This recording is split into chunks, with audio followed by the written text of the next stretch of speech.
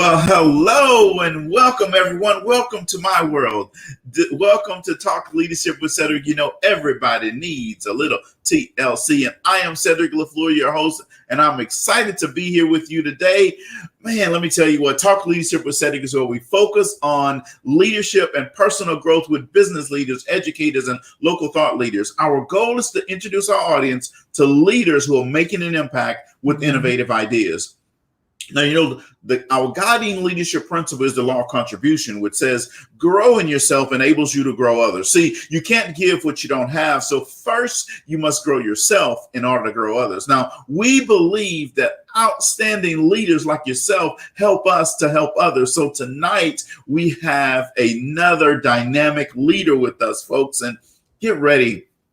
Now, you know, every week, I like to do a proper introduction of my guests. So let me properly introduce Ms. Deena C. Brown. Not Deena Brown, Dr. Deena C. Brown. Okay, so let's make sure we have that straight. So Dr. Brown has been working in organizational development, executive coaching, organizational change and transformation, and leadership development for over 20 years.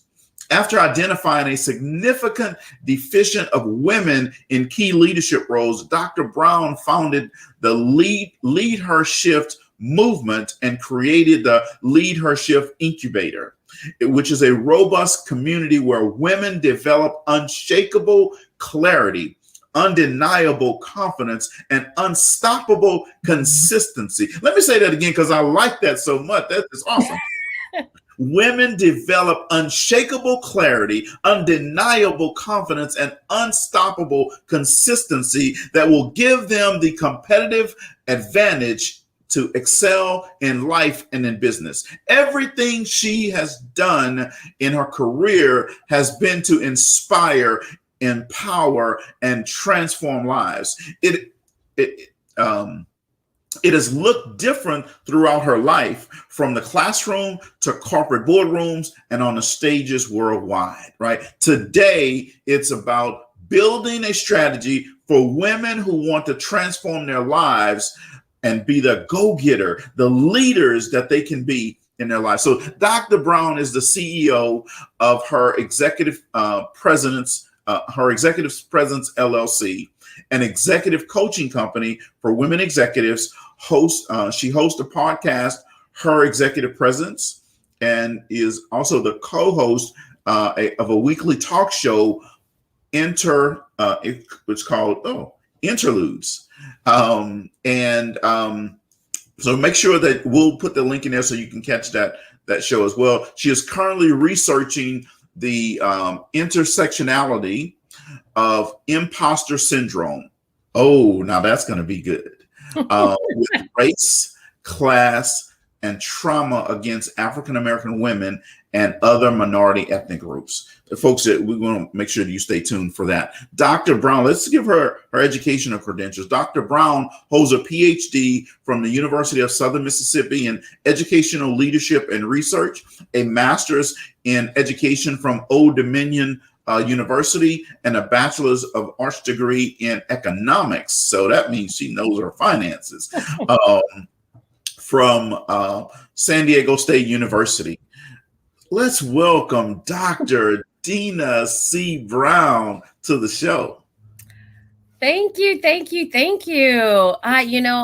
There's one piece that was left off that bio that I feel really sums up the essence of what my I am is that's Xavier's mom. Because everything I learned about leading and really being a conscious leader, I learned from being Xavier's mom. Well, and that's my son. We want to make sure that we get that down. Yes. Right?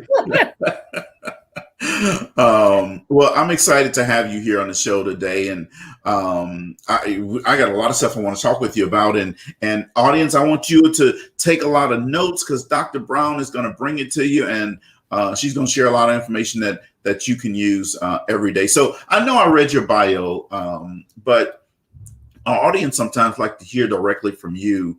You know, to bring your career and all that stuff to life. As what brought you on this leadership journey? My leadership journey actually began when I wanted to be a corporate attorney, actually. I was going to school again for business. I was the international business and finance major and thought I like to graduate in this millennium. And so I shifted to economics and graduated in that December and went off to Old Dominion because they had a JD and an MBA program. And so I thought, I'm going to be a corporate lawyer because when those of you that are familiar with the movie Pretty Woman, I wanted to be Richard Gere. I wanted to go into companies, go into organizations, fix them up, clean them up, and then sell them for oodles of money. And there was a disconnect though, because on that journey, I volunteered. I worked with things like Upward Bound. I'm a product of the organization, Black Future Leaders, things like that.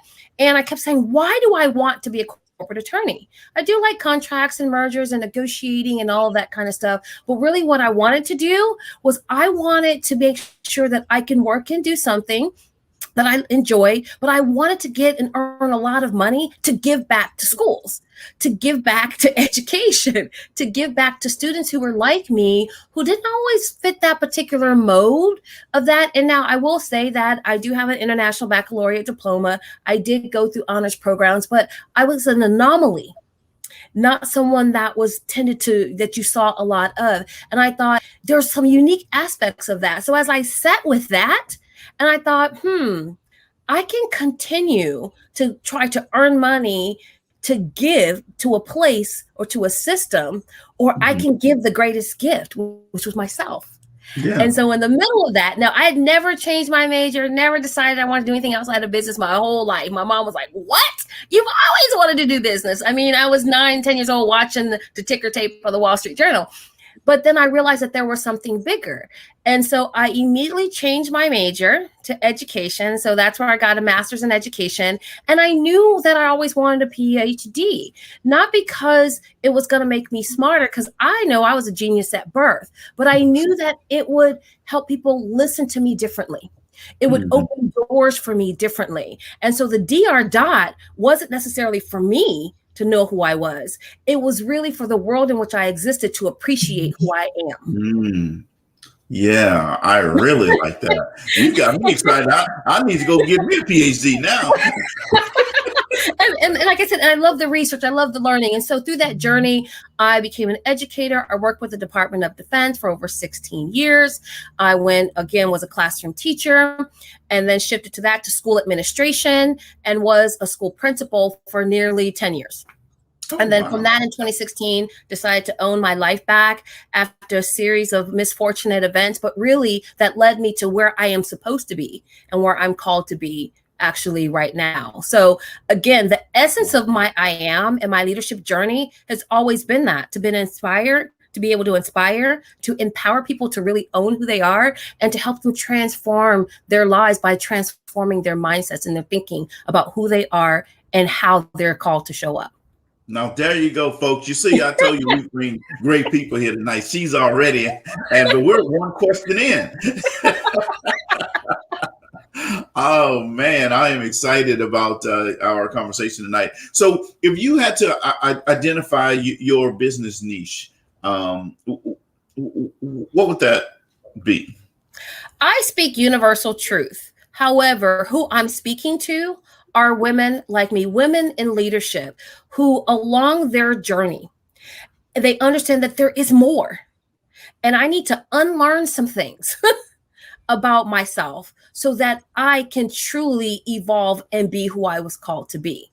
And so those women in leadership who need to shift past the doubt, the fear of being unapologetic about the way that they lead.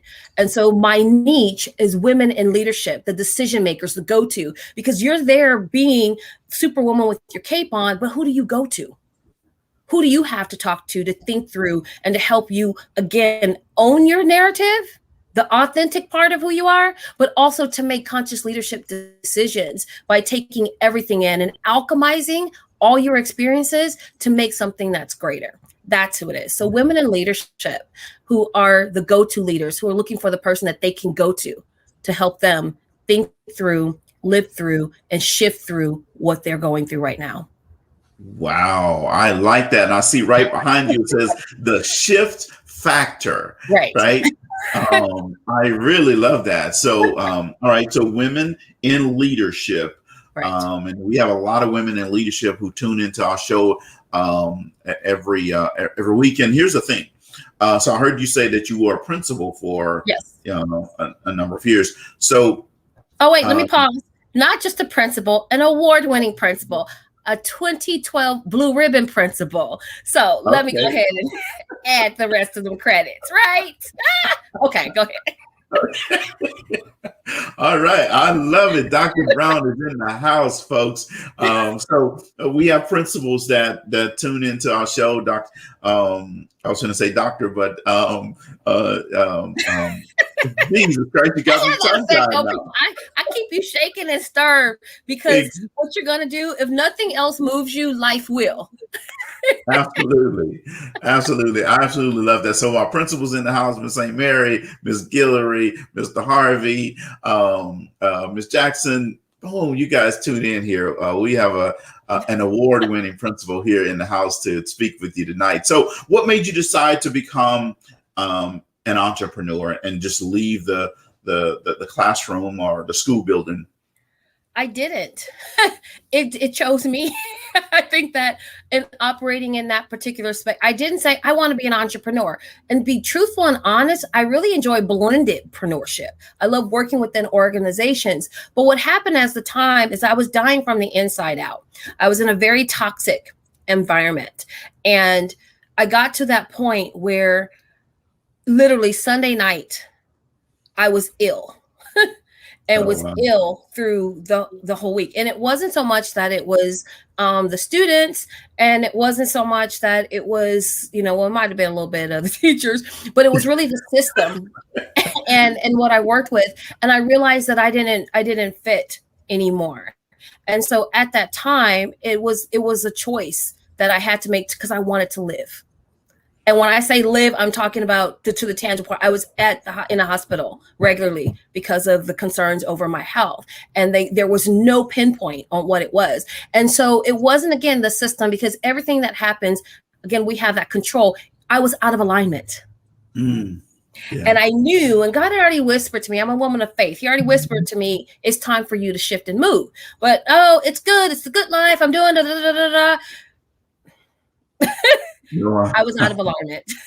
Okay. And so it was time to move. And when I came back, now mind you, I spent 16 years outside of the United States living overseas continuously. And so when I came back in 2016, it was like, what can I do? What will I do at this particular point in time? And so I took the skill set that I had. I knew and know leadership. I know how to articulate the next steps. I know how to think, big. I know I'm a master communicator. I understand all of that. And so what I started to do, people were like, well, hey, can you kind of work with our team? And so entrepreneurship, and to be honest with you, for the first couple of years, I played entrepreneur because I had always been the hunted. I never had to hunt. So people would come and they would, hire me to do workshops and trainings or to speak, as a paid speaker. And then I didn't do any follow-up. I was like, oh, you have to keep going. They don't just keep coming after you. I didn't know. I mean, when I say I didn't know, I know from an enterprise level construct, but I wasn't thinking it because for me, I didn't understand at the time that I was in a transitional depression. Is that I was in a state, in a fog that I still wasn't comprehending that I wasn't doing what I was doing for over 25 years. It was like, I'm always going to go back to that. And so that was at the back of my mind that was there. And so when it hit the fan that, oh, wait a minute, you now have to feed yourself. You don't have that good government check coming in anymore. You don't have these, where is this going to come from? That was my wake-up call. And I thought, okay, again, it was never difficult for me as far as the business constructs, how to take an idea and take it to implementation. I could do that in my sleep. And so I realized that I didn't know people paid you for that. Mm-hmm. I was like, oh, they pay you to do this? Okay, well, let me just do more of that. And so people were coming to me. So I started to say, what do they come to me for? And they said, you take my chaos and you create clarity out of it. And you give me a system. And so that's really how I began to move in the entrepreneurial space and to develop that. But at the core of it, where it began to define my business within the last, I'd say, 2 years, was that I realized what was the root of why there was a disconnect. And it's the mindset. Wow. The entrepreneurial mindset. And it started because what I had to learn about myself, I did not phantom that someone would pay me what they pay me to help them think through what they need to think through, because it was easy to me. Yes. It was something that I loved doing. And I thought, oh, people pay. So the mindset, and then also what I couldn't do, all that was tied in what I believed about me and what I understood about me. And there was a little bit of residual tape left over about what I experienced prior, about what others had said about me that shook me to my core and my foundation. And so the journey through and in entrepreneurship, again, it is a rocky road. But if you have the right shoes on, you can traverse those rocks right fairly easily. Right. So your energy, your high energy reminds me of a principal that I love working with, Miss Guillory, is her name. And she has that same spirit that you have and that high energy. And when you said heels, I thought of her. She's always talking about heels. So that must be a principal thing. The other thing that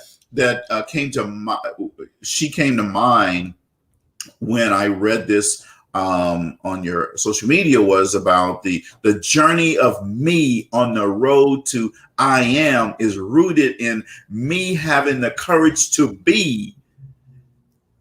When I read that, I immediately thought about her, and now your energy here reminds me of Miss Guillory as well. So I want to talk about that, this journey of me, and I want to kind of break it down into components, right?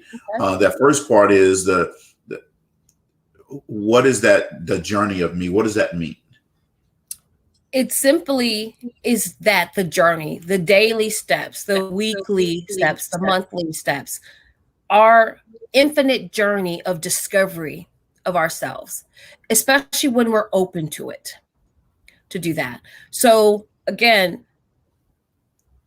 I don't want to get like too existential, but when we think about who we are from birth and even prior to that, and I say that because when you understand that a woman is born with all of her eggs, that means your mother had all of her eggs and her mother had all of her eggs, and everything that she's been through, there's a residual touch point left. And so your journey starts actually before you enter onto planet Earth. And then once you enter and you are in this discovery mode about your I am, about who are you, you're constantly being told up to a certain point in time who you are without a conscious defense mechanism to refute that.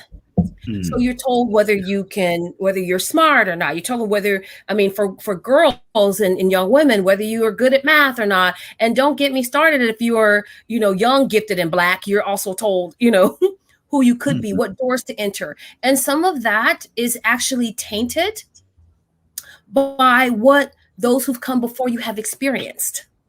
And so the real you is layered underneath what I call like the oxidation in a sense.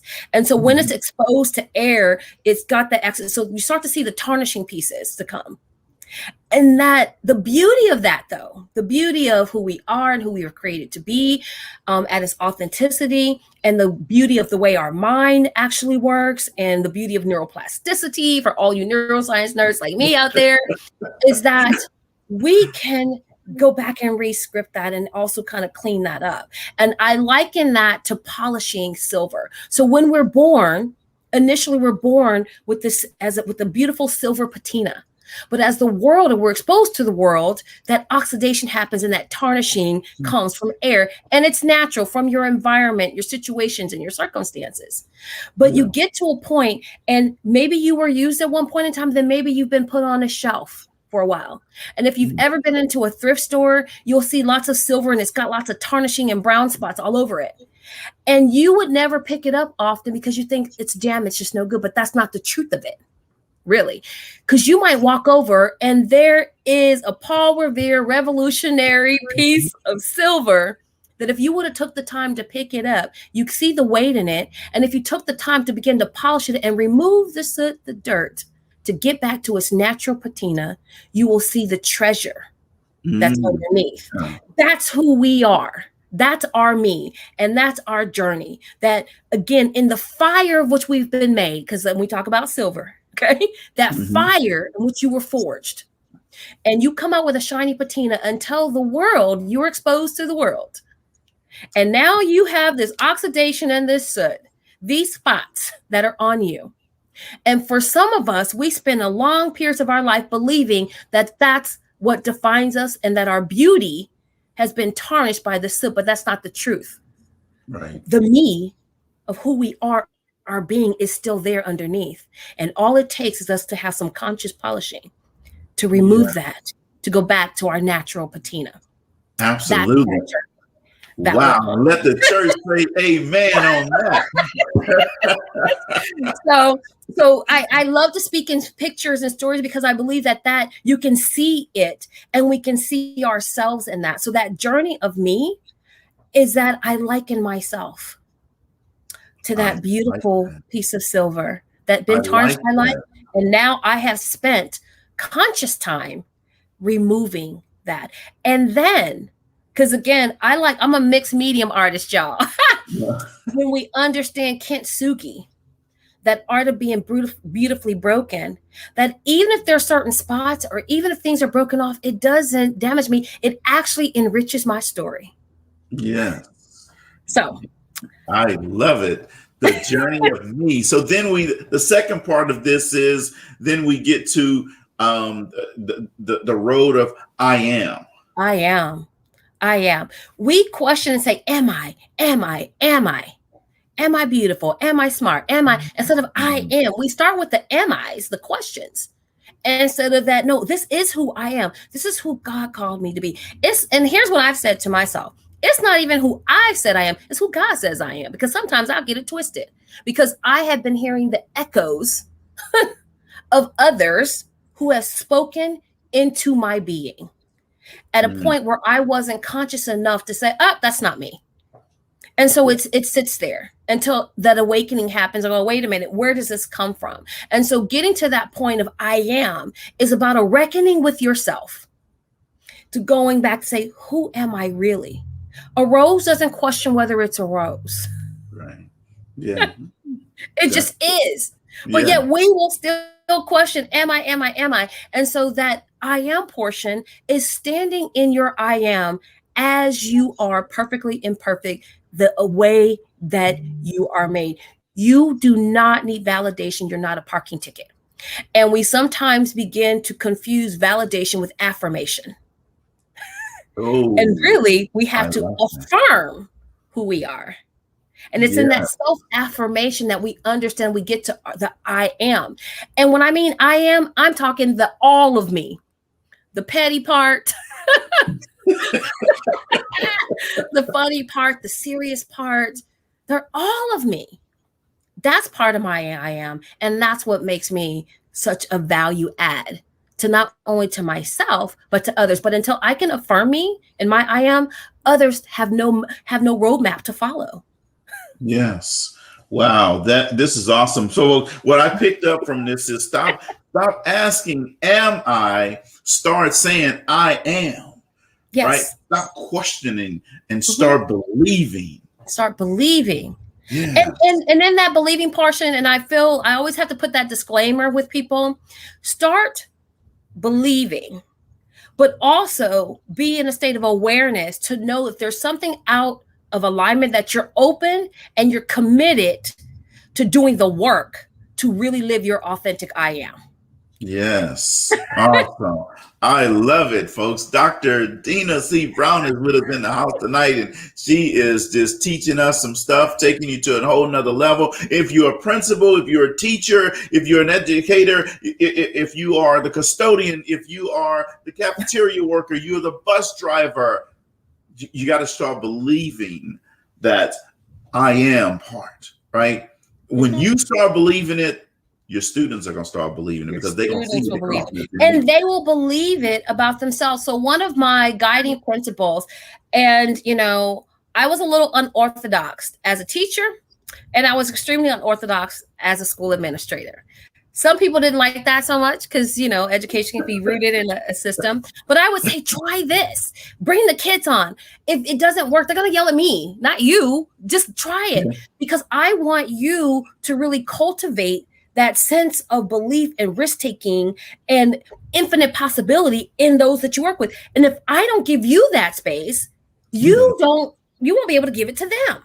Right. And so, again, some people was like, yes, great. And others were like, no, that's a trick. No, it's not a trick. But that's just about the programming. And that's how deeply rooted it can be, which is why if you work with children, I implore you, as you're going through this journey, bring them along with you. Bring them along with you and say, I tell them, I don't have all the answers. Let's figure those answers out together. And I would ask these open-ended questions that I would have some parents coming from my head and some kids and others, because I'd say, I'm telling y'all this. And since we have so many educators watching this, I'm telling you guys, and I still have some samples in probably one of my storages. I taught history, right? And so I taught contemporary issues. I taught middle school. I taught high school. But I would ask the question, and my essay final question was just why with a question mark. What do you mean? You tell me. I can tell by the way you answer that what you understood about the lesson, the unit, the themes, the context, the constructs of what we studied. And then you create the question, and then you share the answer. And I can tell what was important to you. And some kids loved it. They're like, yeah, you do. Oh, no, you need to tell me. No, I'm not going to tell you. Yeah. I'm not going to do that. Why? Because I need you to stretch your thinking. And so I would offer opportunities like that, because I would get 125 different answers that were all right. As opposed to those that mimicked that. And so how does that translate to how we lead? That translates to how we lead, because there is more than one way. I can set a tone. I can set an example. I can kind of open the door. But me showing you the process is what actually helps you develop your own I am and how you are to connect to the source of you. Wow. That you can serve from the authentic you. There you go with that authentic you again. I love it.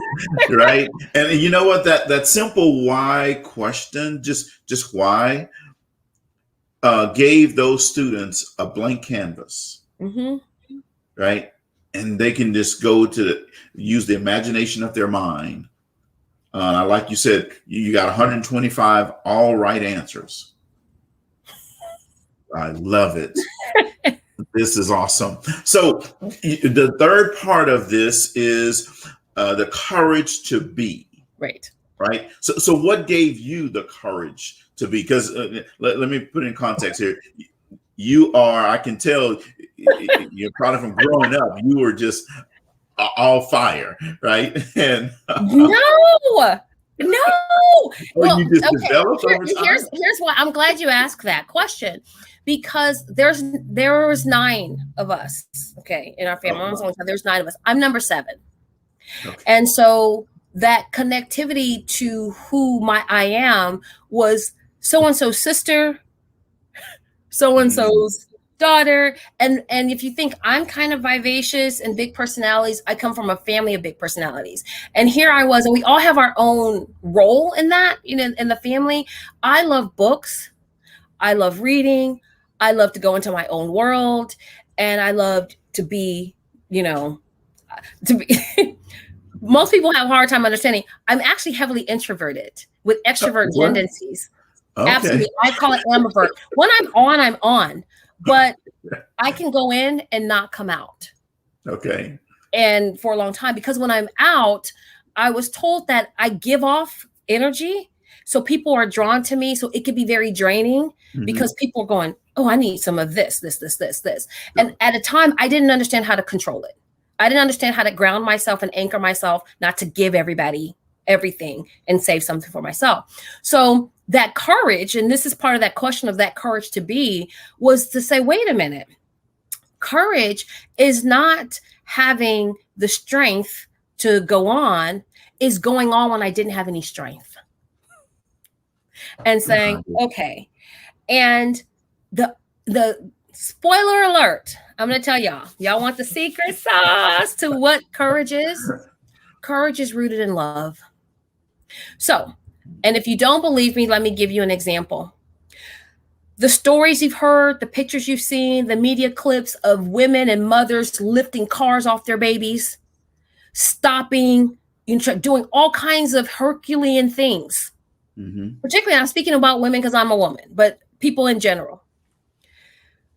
The reason why they were able to do that is because something they loved was in peril and in danger. Yeah. And we've been taught, so when it's outside of ourselves, yes, I can step up, I can be courageous. But for some reason, that programming and that tape was saying that if we had the courage to choose us, it was somehow selfish, it was somehow boastful. So we haven't really been taught, we had not been really taught to have the courage to love ourselves with the same kind of boldness. Yes. And it's in that piece.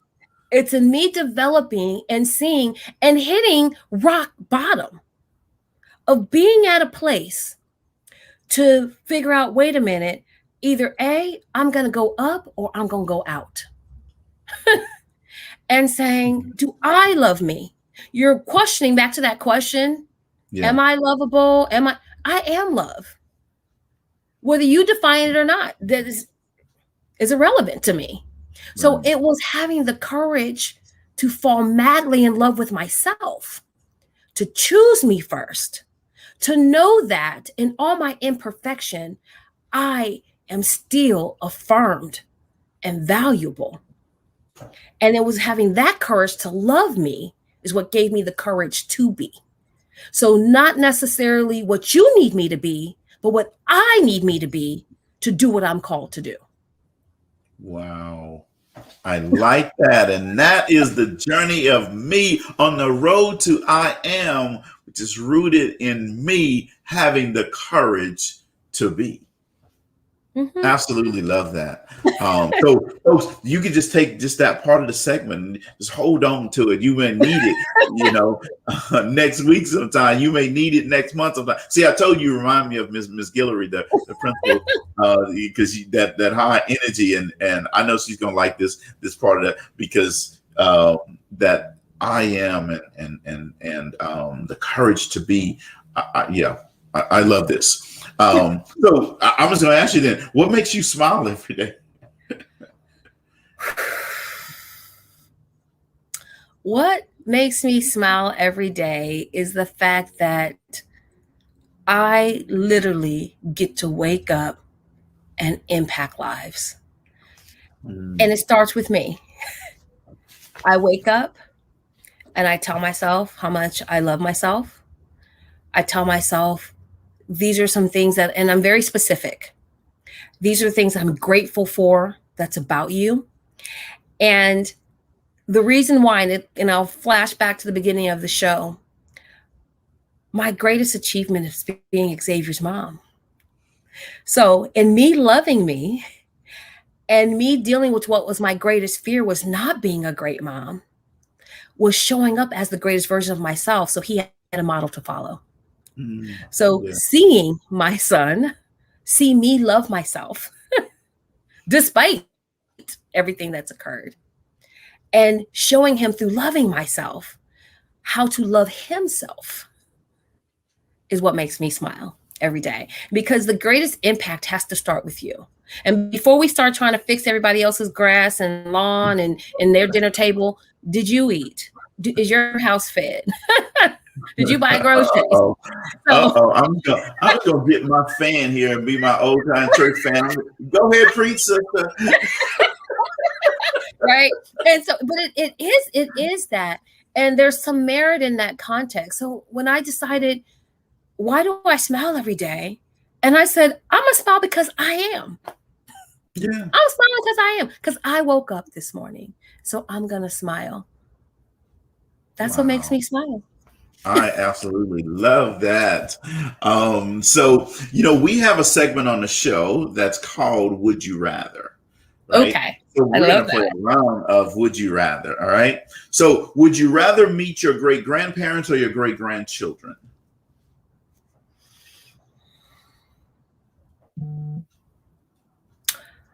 My great grandchildren, because I will see my great grandparents within them. Okay, all right, all right. Okay, You knew that's a I was good. going to add some extra. Yeah, I can see that. You add that little flavor to it. All right, I got you. Would you rather know all the world's languages or speak with animals? Speak with animals. Speaking of animals, and you're gonna have them popping up in the woods, like They're the secret keepers, and they actually talk. If we really want to understand how the world works and how we work, and really understand God and His infinite amazingness, is that look at nature's natural infinite design, and animals are a reflection of that. yeah, that's definitely true. Would you rather no one show up at your wedding or no one show up at your funeral? No one show up at my funeral. Okay. I ain't there.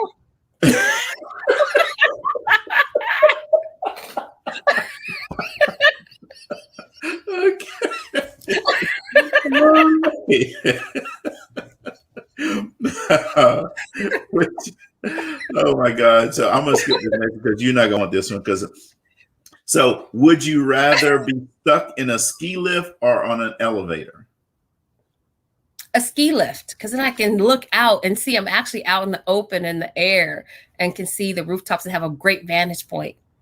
All right. Would you rather be an adult your whole life or a kid your whole life?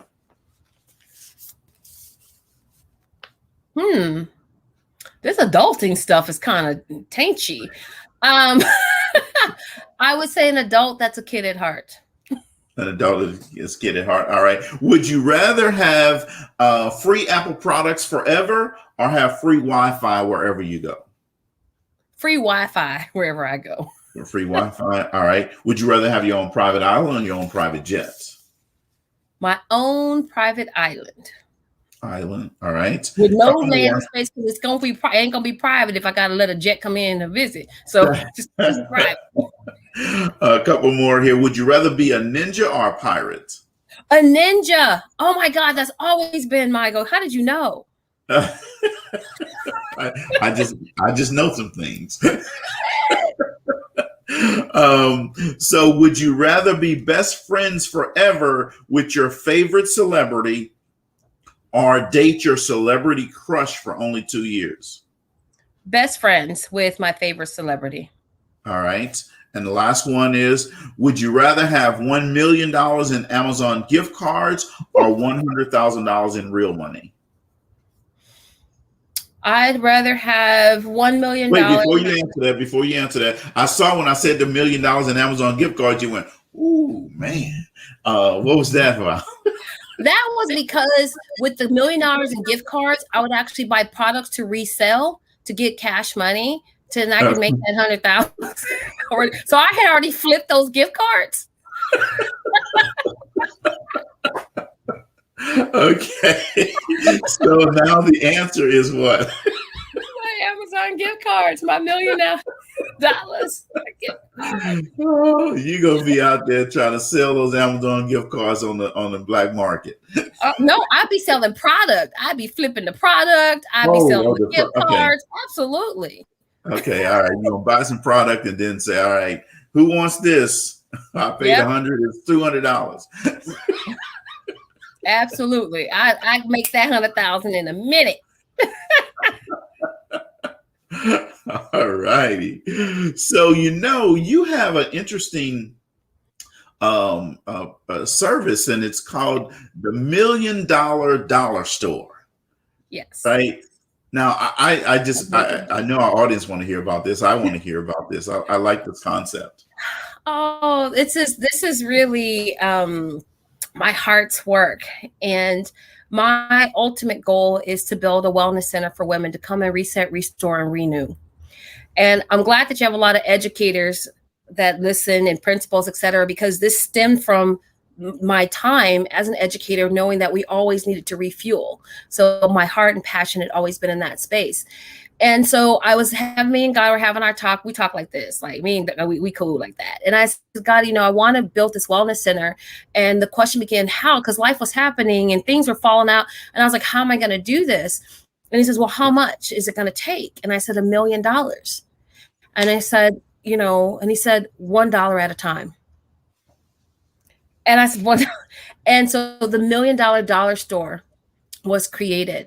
And what it is starting at $1, their personal development and personal growth digital downloads. These are worth far more than $1, but they're designed for you to have that quick shot to take you from where you are to where you want to be. They're not 3-week courses, 10-week courses. They're literally digital downloads, whether they're questions, whether they're like worksheets, whether there's programming, there's guidance for you to begin to make the shift that you need to in your life right now, today, for you to live your best life. And I want to make sure that personal development and growth is a necessary luxury. We often put it on the back burner, and some can't actually even afford it. So where I work with a lot of my senior leaders and executives, of course, the price point is a lot higher for the work that we do. But I also, again, I'm always an educator, always a teacher at heart. I have a lot of younger professionals. I have a lot of individuals who, for whatever reason, financially, they're in a certain position. And I said, there should be no reason why you can't grow to your next grader.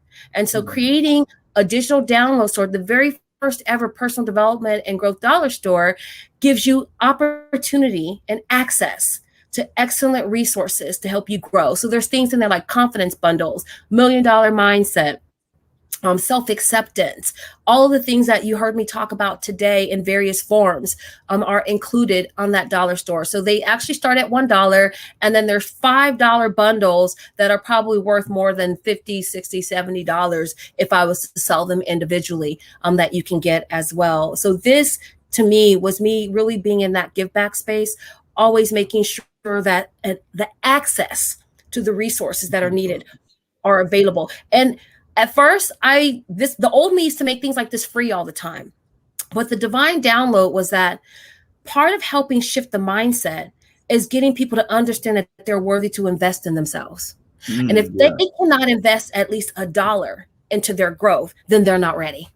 Yes. I say that last sentence again, because I love that. You've got to invest. And if you're not ready to invest in yourself, then you're not ready to grow.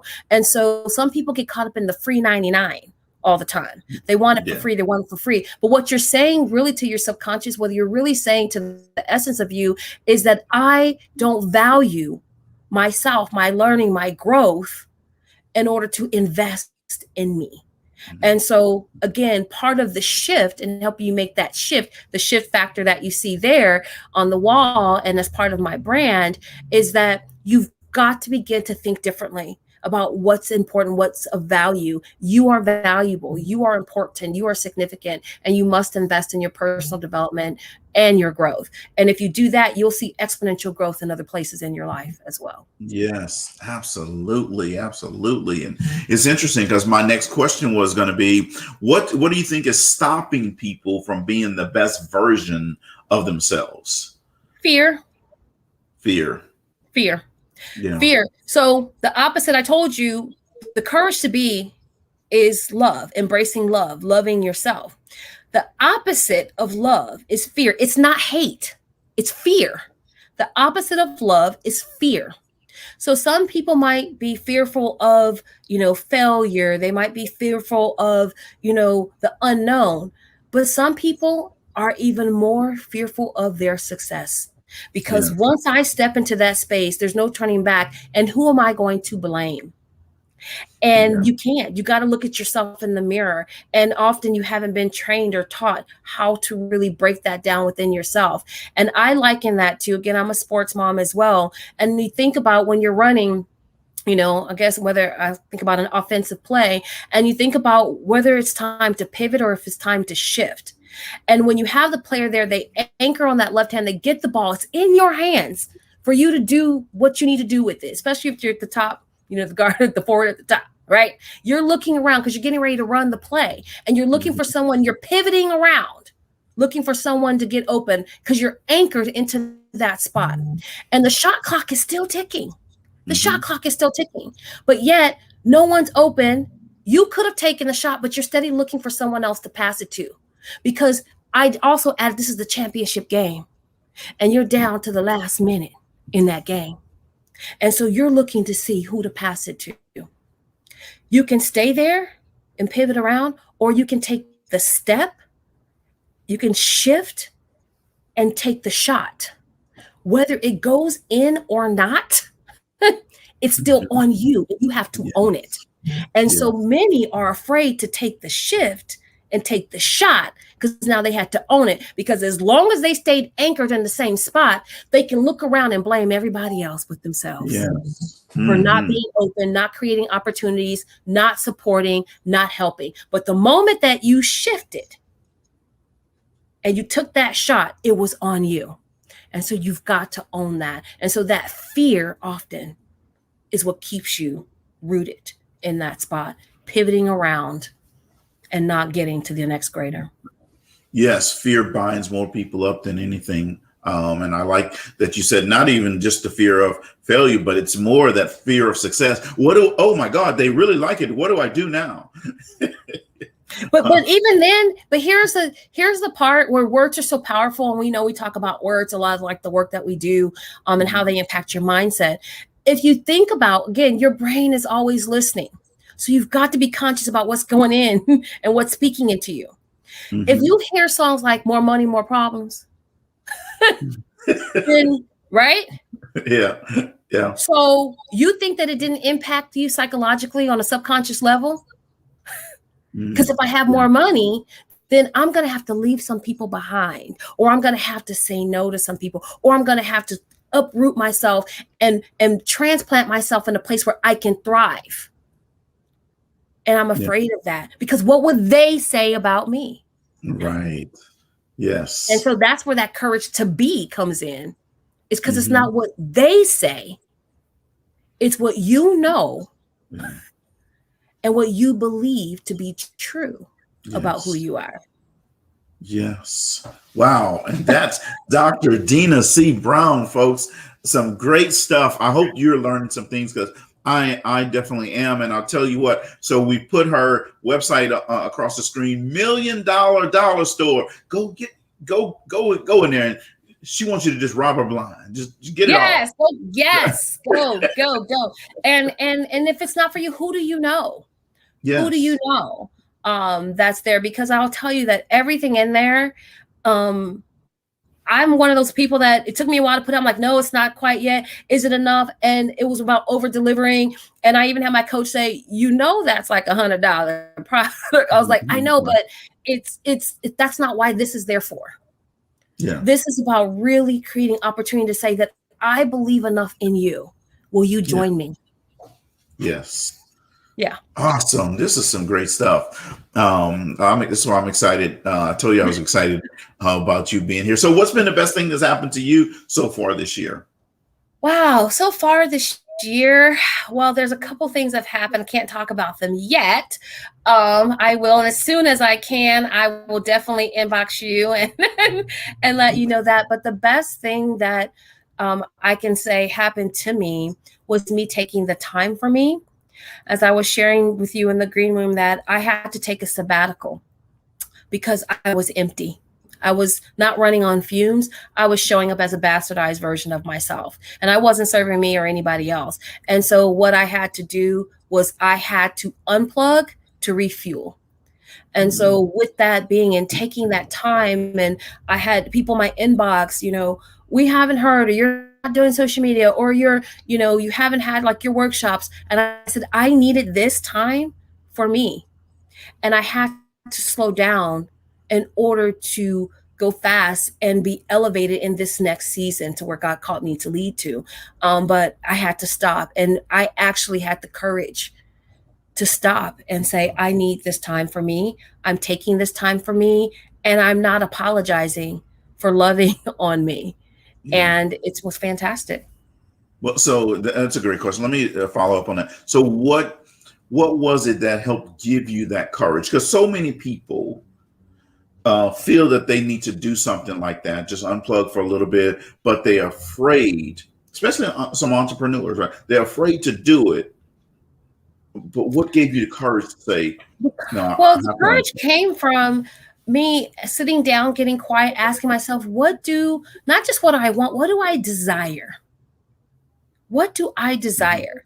And like working with my clients, I work with them about building a cinder block foundation.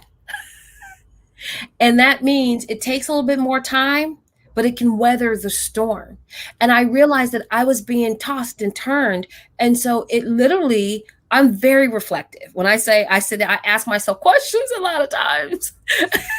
Well, my grandmother used to say, you can ask all the questions you want to yourself as long as you don't answer. But I answer mine.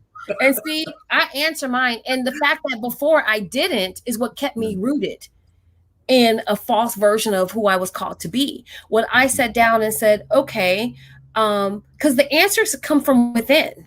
It's already there. And knowing that everything that I need to be the best version of me is inside of me. But if I'm so busy looking outside of me, I can't ever see it. Okay. So I just literally started to expand. I start to do my own work. I start to tap into my spiritual mentors. I start to tap in, like to my coaches and actually invest in me to do that. And so when I began to say, okay, let me take this time to invest in myself financially, I mean, making a financial commitment to hire someone that was like me, to be me to me, and say, okay, because again, we often have to go outside of ourselves, not to tell us who we are, to help be the catalyst to pull it out of you. Mm-hmm. in a team effect. And so I just literally kept asking the questions, and then I got quiet. Asking the questions, and then I got quiet. And the whole experience of the pandemic and the shutdown and having to, not being able to go outside, so to speak, I was in hog-tied heaven. I was like, oh, I can't go. It's COVID. I can't go. Y'all didn't realize I didn't want to go in the first place. Now I actually had an excuse. And so having that time to slow down really helped. So that was one of the things that I took the time, but also the world and the circumstances surrounding that actually was an aid to that as well. Wow. Okay. Well, that's really good. So let's say your son, he's not home. The dog's not home. The cat's not home. The fish, they went out somewhere as well. It's just you and your four walls in your house. What dessert are you going to eat? So you have no witnesses to it. Rainbow sherbet. A rainbow sherbet. Okay. I haven't heard that word in a long time. I'm not a huge like sweet. I love to bake. I love to create. That's part of my therapy, to create in the kitchen and bake. Mm-hmm. But I'm not a fan of super sweet types of things. So you can sit all your chocolate cake, that doesn't bother me. I love like rainbow sherbet. I used to love vanilla ice cream, but it didn't love me back. No. And so that's my honestly, that's my favorite thing to eat. Okay, rainbow sherbet. All right, nothing wrong with that. So my final question for you is, I want to make sure that people know how to get in contact with you. So let's put your website back up here, and so if people want to stay in contact with you, they have a couple of ways. One, with your website, and then which is leadhershift.com. It's scrolling across the screen. It's in the comment section as well. You can find her as well on LinkedIn, and she wants you to just click on the link. It's in the comment section. Click on the link and connect with her. Yes, connect. Awesome. So my final question for you is this: if there was a book that was written about you, what would the title be, and what would they say in the back of the book in the summary about you? Now, so this book, is it about my the teacher's always asking, is it about my whole life or really where I am in my presence right now? let's say it's about your whole life. It's the whole you. Okay. So that book would be called Dare to Dream. Dare to Dream. And it would be full of anecdotes and stories about truly learning to live life bigger, bolder, and braver. And in the back of the book, it would say, Dr. Deena Brown is a radical dreamer. She knows that every dream that she has is a reality in God's eyes. And she's not waiting on God. God's waiting on her to take the first step, because every leap begins with the step. And as she owns her own genius, and as she walks in the truth of her being, everything that she desires, everything that she dreams is definitely right in front of her. And she uncovered that secret sauce to walking in her truth, and now lives a wonderful life in the beautiful mountains of Georgia, running a world-renowned international wellness center for women to come and recharge, rebuild, reconnect to their authentic I am, so that they also can dare to dream. Wow, folks, let me tell you what. Now that is a big dreamer right there. That's putting it into reality, folks.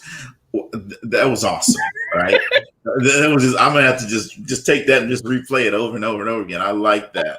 That is vision type stuff right there. So, folks, you have been tuned in tonight to a genius here, Dr. Deena C. Brown. I need you to connect with her. The website is there. Her LinkedIn is in the comments as well. Connect with her. You can see from the interaction tonight, she has a lot to share with you, and she can help you in some kind of way. Oh, my principals out there. Dr. Deena is ready. I'm putting together a very special retreat just for principals and female principals. So stay tuned. I will send that to you particularly. And it's definitely a place for you to come. And I call it to get your lean on instead of your lead on. Okay. All right. So Miss Guillory, Miss St. Mary, Miss Jackson, Coach Harvey, all you principals out there, you heard it, to get your lean on and not just your lead on. Okay. I like that. I am loving it. I'm going to be talking to Miss Guillory about you. I love it. So, folks, thank you guys for tuning in to Talk Leadership with Cedrick. I told you every time we're on, we're going to bring you something good and heavy. Everybody needs a little TLC in their life. And tonight, you got a lot of it, folks. Just remember to make sure you tune in Monday nights at 6:30 p.m. Central Time for Talk Leadership with Cedrick. Tuesday nights at 5:30 p.m. Central Time to listen to it. Wednesday, we're here at noon with Cut the Card Lunch and Learn series. And we're always back Friday morning at 8:30 with Friday morning at 8:30 with Friday Mental Motivation, folks. And remember, as I tell you every week, if you're not at the table, you're on the menu, and don't be on the menu. Thank you guys, and good night.